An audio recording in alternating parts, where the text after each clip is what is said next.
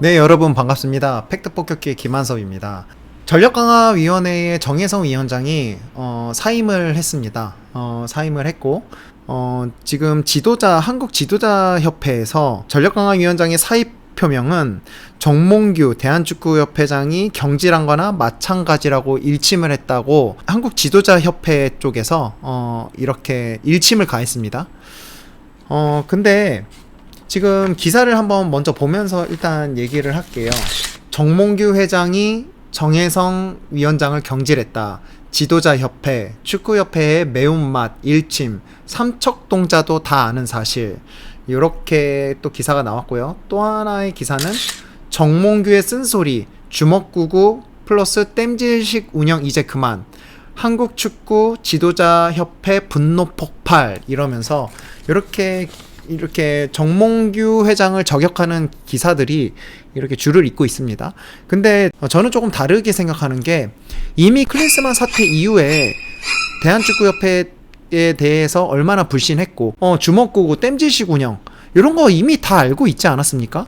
수장이 바뀌지 않는 이상 프로세스는 바뀔 수도 없고 제가 볼 때는 기대도 없었던 것 같아요. 근데 거기에 전력강화위원회 그 정혜성 전력강화위원장이 자기가 책임지고 선임하겠다라고 하면서 그렇게 자신있게 나오더니 브리핑할 때 모습 보시지 않았습니까? 얼마나 국민들한테 브리핑을 하는데도 어버버버 하면서 정확하게 뜻을 전달하지 못하고 그 기자들의 의견에도 물음에도 명확하게 대답하지 못하는 그 전력강화위원장, 제가 볼 때는 여기 지도자협회에서 정몽규 회장이 경질했다 이런 소리가 나왔고 뭐 권한이 없었을 거다, 뭐 권한이 김판곤 위원장 때와는 다르게 뭐 권한이 없다 뭐 이런 얘기가 나오는데요. 정혜성 위원장 정말 조금 이래서 한국 축구했던 사람들이 욕을 먹는 겁니다.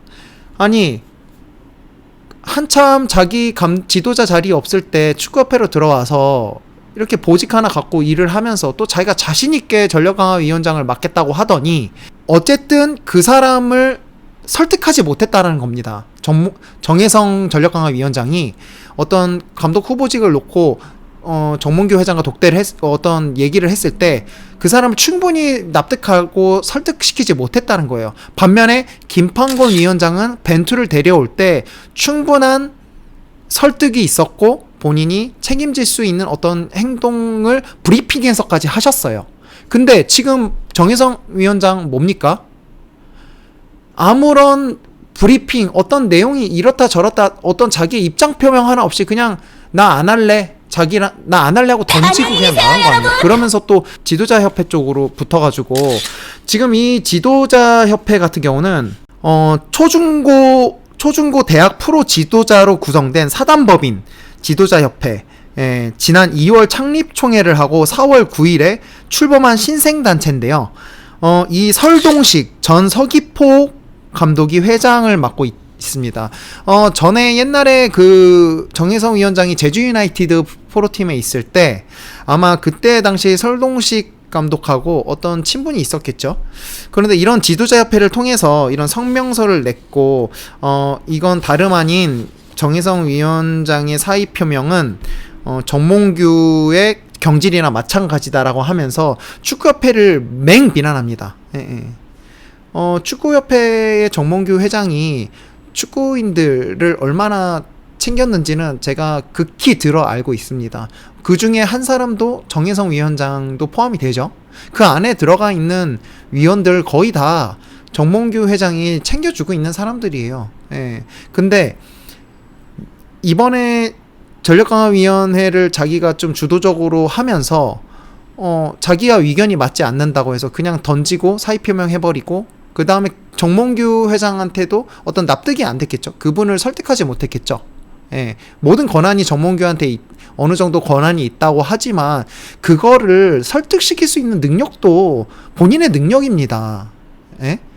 아무리 그렇다 하더라도 본인이 책임지고 국가대표 감독을 선임하겠다라고 해놓고 어떠한 브리핑 하나 없이 그냥 사의 표명하고 던지고 나가면 끝입니까? 정말 한심하고 화가 납니다, 정말로. 한국 지도자 협회가 했던 말이 뭐냐면, 축구협회를 향해서 이렇게, 정몽규 회장을 향해서 이렇게 얘기했어요. 직격을 했는데, 정몽규 회장은 유명 축구 지도자 및 축구인을 더 이상 이용하지 말라. 두 번째는 대한축구협회의 시스템을 사유화하거나 농단하지 말라. 자, 세 번째, 축구인들의 명예를 더 이상 모욕하지 말라. 네 번째, 축구인들을 들러리 세우거나 본인의 사선 연임을 위한 도구로 활용하지 말라라고 이렇게 네 가지를 강조했습니다. 이럴 줄 알지 않았습니까? 저는 그 정혜성 위원장이 전력강화위원회를 소집하고 거기에 꾸려진 위원들을 봤을 때 과연 이 전력강화위원회가 어느 정도 목소리를 낼 수 있고 또 어떻게 정몽규 회장을 설득해서 좋은 지도자를 데리고 올 것인가 라고 참 많은 의문이 들었고 또 기대도 했었어요. 솔직히 말하면 좀 기다려보자. 그런데 지금 일단 첫 번째로 A대표팀 임시감독을 하면서 황선홍 감독이 A대표팀 임시감독을 하면서 올림픽 집중하지 못해서 좌절된 거 맞습니다. 예.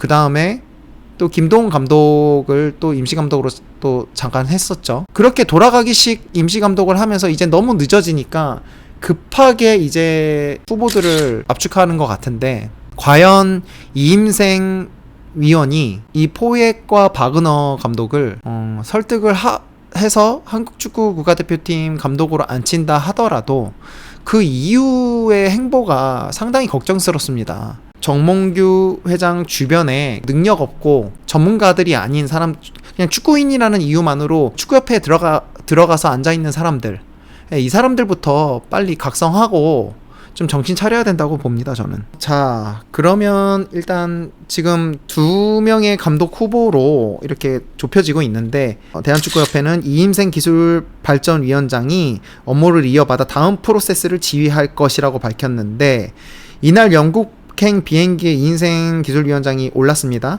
이 위원장은 만날 대상은 포획 감독, 바그너 감독으로 밝혔습니다. 포획 감독부터 한번 알아볼게요.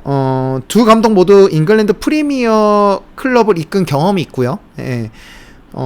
우루과이 출신의 포획 감독은 토트넘 하스퍼의 수석 코치부터 시작해서 브라이튼과 썬더랜드 등 잉글랜드 EPL에서 그런 팀들을 이끌었고요. 상하이 선화, 중국을 지도하면서 아시아 축구도 경험한 적이 있습니다. 2013과 2014 시즌에는 썬더랜드에서 기성용과 사제지간을 맡기도 했었어요. 예. 그리고 반대로 또 독일 출생의 바그너 감독은 호펜하임, 독일 유스에서 지도자 경력을 쌓은 뒤에 허더스필드와 노리치, EPL이죠. 약체팀을 다코스로 성장시키며 주목을 받은 감독입니다. 지도 스타일과 외모가 위르겐 클롭 감독과 닮아서 이슈가 되기도 했고요. 실제로 클롭 감독이 도르트문트를 이끌 때 도르트문트 2군을 이끌면서 친분도 상당히 깊다고 합니다. 지금 현재 포획 감독과 바그너 감독 모두 소속이 없는 상태로 있기 때문에 면접을 보고 미팅을 했을 때 좀 가능성이 많이 열려있지는 않나라고 생각이 듭니다. 그러면서 일각에서는 그 홍명보 감독이 축구협회를 향해 또 날선 비난을 했었습니다. 우리 홍명보 감독 계속 이제 축구협회 쪽에서 대한축구협회 쪽에서 대표팀 감독직을 계속 이렇게 요청을 했었는데 계속 거절을 했다고 하네요. 김동훈 감독도 마찬가지였고요. 그래서 홍명보 감독이 정혜성 위원장이 사퇴를 한 데 있어서는 분명 어떤 무언가의 협회 안에서 문제가 있었을 것이다라고 얘기하면서 협회에 대한 날선 비판을 했습니다. 그 영상 잠깐 보시고 오늘 얘기는 여기까지 정리해드리고요. 다음 또 기사가 나오면 여러분들 앞에 좋은 기사로 여러분들 앞에 알려드리겠습니다. 감사합니다.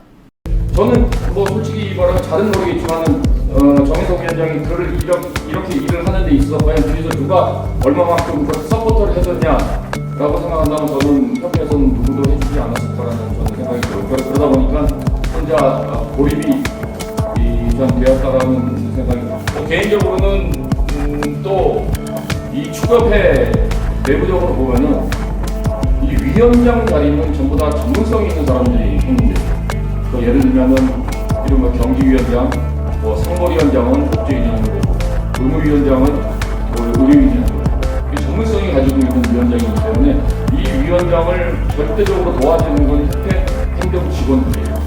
그래서 고위급 행정 직원들, 이 사람들이 도와주지 않는 이상은 절대 되지 않습니다. 그렇기 때문에 저는 이 일도 협회 어떤 사람이 그 안에서 일을 했는지 모르겠지만은 자기의 어떤 개인적인 이익을 위해서 만약에 했다고 하면은 그런 사람들은 빨리빨리 지금 이 시점에선 다른 옵션을 가지고 일을 해야지. 그렇게 되면은 결과적으로 발전이 안 돼요. 그 안에 있는 사람들이 위원장은 매번 바뀌고 감독이 매번 바뀌고 하지만 그거를 서포트해주는 사람들이 그 생각이 바뀌지 않으면 축구협회는 절대 바뀌지 않습니다. 그렇기 때문에 저는 이 일도 굉장히 안타까운 게 과연 얼마만큼 장혜성 위원장이 그거 하는데 옆에서 서포터를 해줬냐라고 한다면 저는 절대 그렇지 않았을 거라고 생각해요. 그 다음에 어떤 생각이 있었는지는 자기들의 어떤 시나리오가 있었는지는 모르겠지만 저는 개인적으로는 그렇게 생각합니다. 제 일을 했던 경험을